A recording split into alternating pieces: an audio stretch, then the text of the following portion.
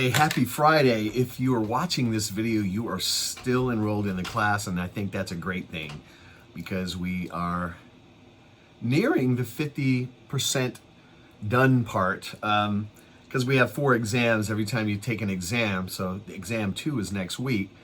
That means you are almost halfway done. I wanted to send this message. I actually sent a message the other day, but there was technical issues and the video would not load, so I had to delete it. And I'm giving it another try. Just in general, I've finished the discussion posts that have been submitted. In general, people who engage in rich dialogue. Some people are not meeting the minimum requirements of 3 sentences. I don't get that. Or the sentences are not complete sentences, or it's very rushed. Particularly the post that goes to another student. So if you get less than 10 points, those are the reasons why. There's a couple people that still have not uploaded a photo. I don't know what else to do on that. But those that have, thank you. I think it makes it the dialogue more meaningful. And regards to the exam, there was some confusion about whether or not you could use notes, books, materials, and of course you can. You're taking the exam at home. It's, to me, one of the great benefits of taking an online course, even though there's a lot of technical aspects. But yeah, of course, who would not do that?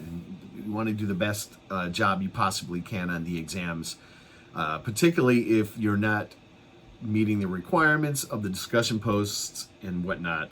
Other than that, the other thing that I wanted to talk about, let me think. Thinking on my feet right now. The videos. I'm hoping that when you do these video blogs, that each one gets better and better. And I know you don't get a lot of time, and if you go a little bit over, I'm definitely not going to penalize you. But in the particular, I looked at a couple of video blog too, which involves looking at the demographic survey results.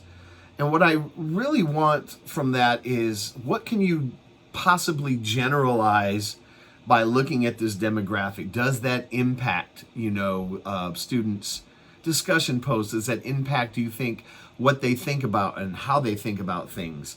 What kind of conclusions can you draw as opposed to merely, and it's okay if your conversation is around something that the demographic survey made you think about a little bit more. For example, like how, whether or not we think people perceive us as we perceive ourselves, kind of extending the ideas of Cooley's looking glass self.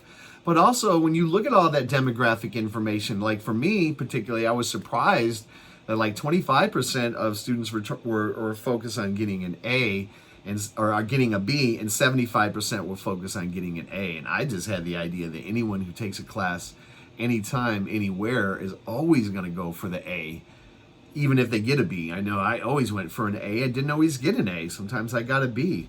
In my Social 101 class, I got a C. I remember I hated that class, but I hated the way the class was delivered, but I liked the information, and I didn't feel engaged. So I'm hoping that you stay engaged, feel engaged, continue to read the textbook, continue to extrapolate on the ideas in your own way. But I wish you luck on the exam. I know it's going to rain this weekend, but maybe you can stay in and study. Whatever you do, remember, time continues to move forward, right? And so every little step you take forward is a step in the right direction. So happy Friday again to you, and I'll speak with you later.